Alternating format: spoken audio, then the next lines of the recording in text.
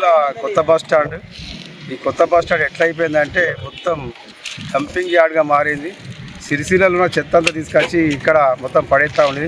మొత్తం కొత్త bus stand ఇక్కడ మనుషులు నడిచే పరిస్థితి లేదు, ఇక్కడ కూర్చునే పరిస్థితి లేకుండా ఇక్కడ ఇట్లా వ్యవస్థ తయారైంది. మొత్తం చెత్త చెదారంతో పాటు ఇక రకరకాల మొత్తం వ్యర్థ పదార్థాలు మొత్తం తీసుకొచ్చి ఇక్కడ మన కొత్త బస్ స్టాండ్లో వేయడం జరుగుతూ ఉంది. మరి దీని మీద ఇప్పటిక్కడ డిపో మేనేజర్ ఏం చేస్తున్నారో, మన మున్సిపల్ అధికారులు ఏం చేస్తున్నారో మరి ఒకసారి ఆలోచించాలి.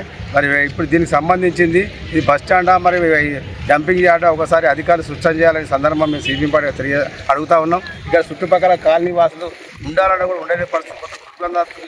దుర్వాసనతో దోమలు ఈగలు మొత్తం చేసి అనారోగ్యం గురవుతూ ఉన్నారు.